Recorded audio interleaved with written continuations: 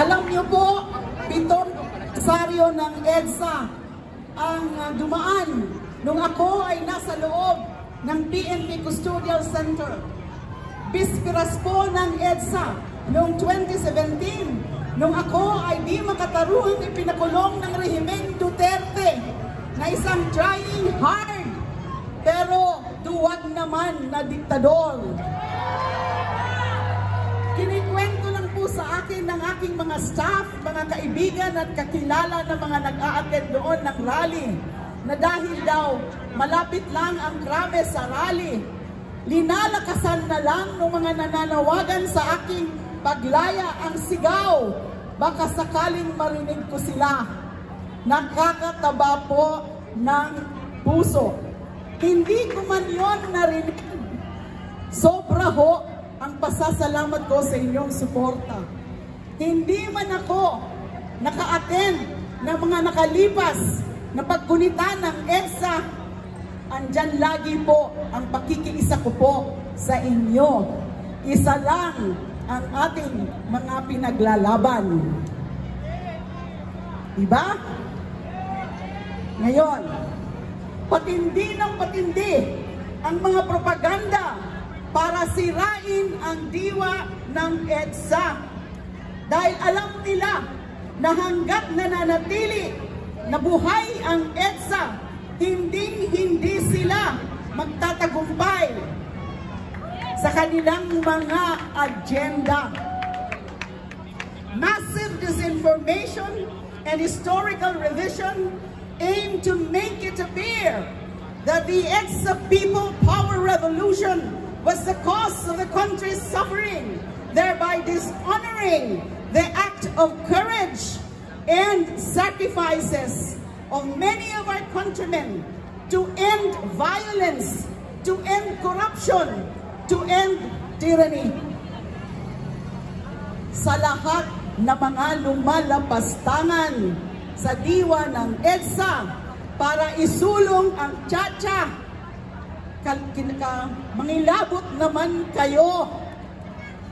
Huwag niyong lasunin ang diwa ng EDSA. Huwag niyong lasunin ang isipan ng mga kabataan at na henerasyon. Hindi EDSA ang problema. Kayo mismo ang problema. May kapal pa kayo ng mukha na isisi ang mga kahirapan ng ating mga Pilipino sa EDSA at sa ating konstitusyon. Humarap naman kayo sa salamin para malaman ninyo ang tunay na dahilan.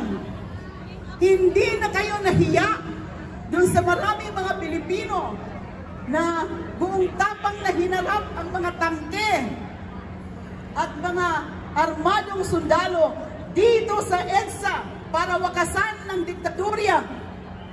Hindi na kayo nahiya sa lahat ng mga nagbuwis ng kanilang buhay, sa mga desaparecido, sa mga tinorture, sa mga bilanggong politikal para ipaglaban ang ating mga karapatang pantao.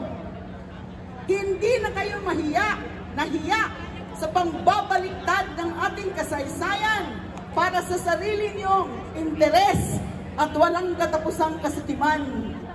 Mahiya naman kayo. We refuse to be deceived. We refuse to be silenced. We refuse to allow our history to be rewritten. Ang tunay na nag-EDSA puwera sa Pilipino ay ang mga politikong abusado. Kayo na sinasamantala ang kalam ng sikmura ng taong bayan para manatili sa kapangyarihan. Huwag ito kaming lokohin. Huwag ang mga Pilipinong sawang-sawa na sa mga korap, sa mga magtakaw at sasakim. Tuloy ang laban para sa katotohanan, katarungan at demokrasya. Tuloy ang laban ng EDSA.